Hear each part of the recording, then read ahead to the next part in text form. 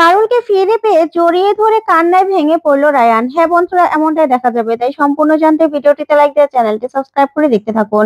গল্পের শুরুতে দেখা যাবে পারুল বুদ্ধি করে রায়ানকে সিগন্যাল দেওয়ার জন্য কাঁচ আর রোদ্রের সাহায্যে কাগজের মধ্যে আগুন ধরিয়ে দেয়।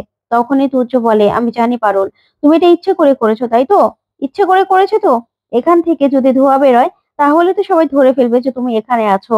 আমি না তোমাকে কিছুতেই রায়ানের হতে দেবো না, কিছুতেই না।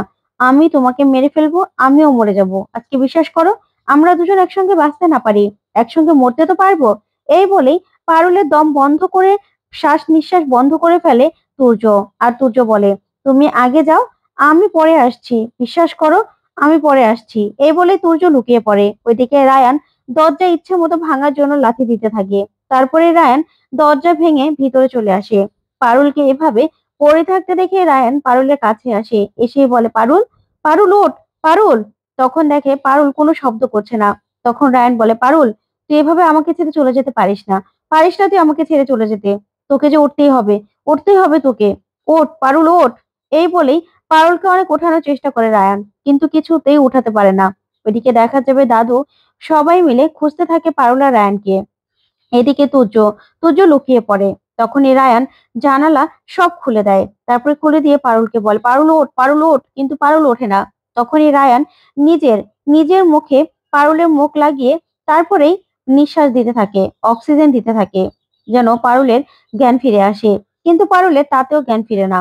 তারপরে রায়ান আবারও নিজের মুখ দিয়ে পারুলের মুখে অক্সিজেন দিতে থাকে, বারবার করে। আর বলে, পারুল ওঠ, ওঠ পারুল ওঠ। ওইদিকে তুর্য এটা দেখে রেগে যায় আর বলে, নারায়ণ, তুই আমার আর পারুলের মাঝখানে চলে এসেছিস, আমাদের মাঝখানে। তোকে আমি কিছুতেই থাকতে দেবো না, কিছুতেই না। তোকে আজকে শেষ করে দেব। ওই আশুতোষ বসুর আমি প্রথম বাতিটাকেই নিভিয়ে দেব আমি। এই বলে তুর্য বেরিয়ে আসে একটা লাঠি হাতে। তারপরে রায়ানের দিকে এগিয়ে যায়। ওইদিকে দেখা যাবে তখনই পারুলের জ্ঞান ফিরে আসে। তারপরে পারুল চোখ খুলে তাকায়। এদিকে রায়ান বলে, পারুল ওঠ, পারুল ওঠ। এই বলে পারুলের হাত পা ঘষতে থাকে। তারপরে দেখা যাবে তুর্য লাঠিটা দিয়ে রায়ানকে বাড়ি দিবে। ঠিক তখনই পারুল রায়ানকে সরিয়ে দেয়, আর তুর্য সঙ্গে সঙ্গে পড়ে যায়। তারপরে রায়ান লাথি দেয় তুর্যকে, আর দুজন অনেক মারপিট করতে থাকে। ওইদিকে তুর্য তারপরে একটা সময় রায়ানকে অনেক মারতে থাকে। তখন পারুল বলে, রায়ান, রায়ান, তুর্য তুই ওকে ছাড়, ছাড় তুর্য। কিন্তু তুর্য কিছুতেই ছাড়ে না। তুর্য রায়ানকে ইচ্ছে মতো মারে আর বলে, তুই আমার আর পারুলের মাঝখানে আসবি? কিছুতেই না। আজকে তোকে আমি শেষ করে দেবো আমি। আমার আর পারুলের মাঝখানে তোকে আমি একদম সহ্য করব না, একদম না। এই বলেই চিকন একটা তার নিয়ে রায়ানের গলায় পেঁচিয়ে টেনে ধরে তুর্য। তখনই রায়ান সে রশিটাকে ধরে অনেক বাঁচার চেষ্টা করতে থাকে।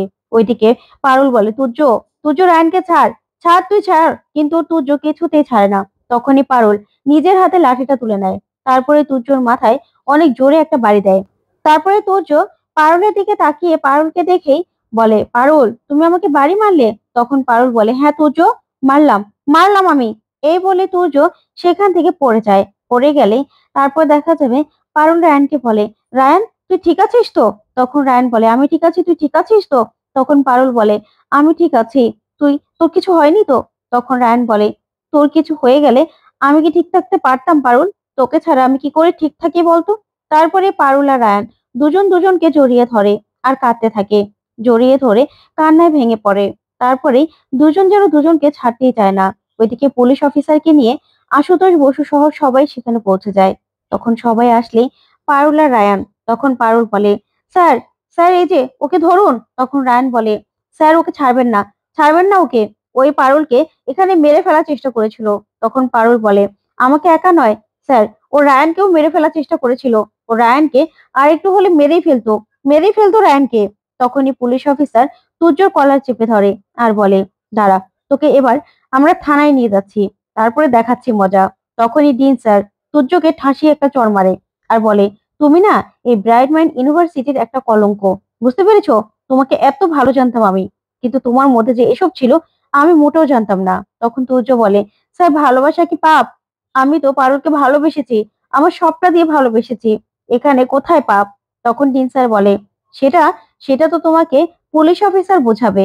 আর আজকে থেকে তুমি এই ব্রাইট মাইন্ড ইউনিভার্সিটির কোনো কিছুই না, এই ইউনিভার্সিটিতে কোনোদিনও ঢুকতেও পারবে না, এটা আমি ইনশিওর করে দিলাম, বুঝতে পেরেছো? তারপরে পুলিশ অফিসার বলে, চলো, তোমার ব্যবস্থা আমরা করছি। তখন এই বলি সেখান থেকে পুলিশ তুর্যকে নিয়ে চলে যায়। ওইদিকে দাদু বলে, পারুল দিদি, তোরা ঠিক আছিস তো? তখন পারুল বলে, হ্যাঁ দাদু, আমি ঠিক আছি। তখন রায়ন বলে, আমিও ঠিক আছি, চিন্তা করো না। তারপরে পারুল বলে, জানো তো বৌদি, আজকে রায়ান না থাকলে রায়ান না থাকলে আমি বেঁচেই থাকতাম না, আমাকে মেরেই ফেলতো। তখন রায়ান বলে, হ্যাঁ পারুল, কিন্তু তুই না থাকলেও না আমি মরে যেতাম, আমাকে ওই তুর্য মেরেই ফেলতো। তুই যদি আমাকে না বাঁচাতি তাহলে আমিও তো শেষ হয়ে যেতাম, বল। তারপরে দাদু বলে, ও যে এত বড় একটা লম্পট, সেটা তো আমরা বুঝতেই পারিনি। এবার চলো, তোমাদের রেস্ট নিতে হবে, চলো। এই বলেই পারুল আর রায়ানকে সেখান থেকে নিয়ে চলে যায় দাদু। ওইদিকে শিরিন বলে, আমার তো আর ভালো লাগছে না, এই তুর্যকে আমার সঙ্গে ইনভলভ করাটাই ভুল হয়েছে।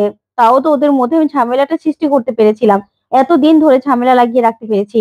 এই তুর্যকে যখন থেকে ইনভলভ করেছি, ওরা তো আরো কাছাকাছি চলে এসেছে। দূর, আমাকে কিছু একটা করতে হবে, কিছু একটা করতেই হবে, ওদেরকে কাছাকাছি আসতে দিলে চলবে না। এই বলে শিরিন রাগ করতে থাকে। ওইদিকে দেখা যাবে বাড়িতে যায় তুর্য আর রায়ান। তারপরে ওরা ফ্রেশ হলেই সবাই মিলে ওদের কাটা ক্ষততে ওষুধ লাগাতে থাকে। ওইদিকে রায়ান পারুলের দিকে তাকিয়ে থাকে, আর পারুলও রায়ানের দিকে। তখন পারুল রায়ানের মুখে সে অক্সিজেন দেওয়ার কথাটাই বারবার করে ভাবতে থাকে। ওইদিকে পারুল পারুল আবার রায়ানকে জড়িয়ে ধরার কথাই ভাবতে থাকে, আর বলে, কেন বারবার করে আমার এসব কথাগুলি মনে পড়ছে? কেন মনে পড়ছে? কৃপিনটিকে তো আমি আরো অনেকবার জড়িয়ে ধরেছিলাম, কিন্তু তখন তো আমার এরকম লাগেনি, কিন্তু আজকে এরকম লাগছে কেন? ওইদিকে রায়ান বলে, কেন এই মুহূর্তের কথাগুলো আমার বারবার মনে পড়ছে, কেনই বলতে পারছি না। ওইদিকে রায়ানের মা, রায়ান আর পারুল দুজনের দিকে তাকিয়ে থাকে। তারপরে ঠাম্মি ওদের চাউনি দেখে বুঝতে পেরেই ঠাম্মি উঠে আসে, আর এসে বলে, কি পারুল দিদি, তোরা দুজন শুধুমাত্র ভাবছিস তো যে কি থেকে কি হয়ে গেল? তোদের মনের মধ্যে অনেক প্রশ্নের ঝড় উঠছে, তোদের দেখে বোঝা যাচ্ছে, তাই তো? সব না তোরা বাবা ভুবনেশ্বরের উপর ছেড়ে দে, উনি যা করার করবে, তোরা না এগুলো নিয়ে আর ভাবিস না, ভাবিস না রে। তখন পারুল আর রায়ান দুজন দুজনের দিকে তাকিয়ে থাকে। ওইদিকে দেখা যাবে রায়ানের মা পারুল আর রায়ানের দিকে তাকিয়ে মনে মনে বলে, এটা আমি কি দেখছি, কি দেখছি আমি? এই চাহনি তো আমার অনেক চেনা, অনেক চেনা আমার। এই চোখের ভাষা তো আমি পড়তে পারি। তাহলে কি রায়ান পারুলকে ভালোবেসে ফেলেছে? না না, এটা কি হচ্ছে বাবা ভুবনেশ্বর, কি হচ্ছে আমার ছেলে আর মেয়ের সঙ্গে? এগুলো কি হচ্ছে? ওরা আমার চোখের সামনে এভাবে ভেসে যাবে, সেটা যে আমি কিছুতেই দেখতে পারবো না, কিছুতেই না। আমি যে এগুলো সহ্য করতে পারবো না। এ তো দেখছি সবকিছু উলটপালট হয়ে যাচ্ছে। না না, এখন আমি কি করব? আমাকে কিছু একটা করতে হবে। আমার সারাটা জীবন শেষ হয়ে গেছে, আমি চাই না আমার ছেলে আর মেয়ের দুজনের জীবনটা এভাবে শেষ হয়ে যাক, কিছুতেই না। তখন এই ভেবেই রায়ানের মা খুব রাগ করতে থাকে। তারপরে দেখা যাবে সকাল হয়। পারুল আর রায়ান মিলে ইউনিভার্সিটিতে গেলে তখন পারুল ওর বন্ধুদের সঙ্গে কথা বলতে থাকে। তারপর দেখা যাবে রায়ান আইসক্রিম নিয়ে পারুলের কাছে আসে, কিন্তু পারুলকে দেখে রায়ান যেন কোথায় এক স্বপ্নের দেশে হারিয়ে যায়। তখন পারুল রায়ানের সামনে এসে বলে, কি রে কৃপিন্ডে, তুই ভাবে দাঁড়িয়ে দাঁড়িয়ে হাসছিস কেন? তখন রায়ান বলে, তোর জন্য না আমি আইসক্রিম নিয়ে এসেছিলাম। তখন পারুল বলে, তাকিয়ে দেখ। তখন রায়ান দেখতে পায় যে আইসক্রিম দুটোই গলে পড়ে গেছে। তখন রায়ান পারুলের দিকে তাকিয়ে হাসতে থাকে, আর পারুলও রায়ানের দিকে তাকিয়ে হাসতে থাকে। তো বন্ধুরা, কেমন লাগলো আজকের আপডেট? কমেন্ট করে জানাও। ধন্যবাদ।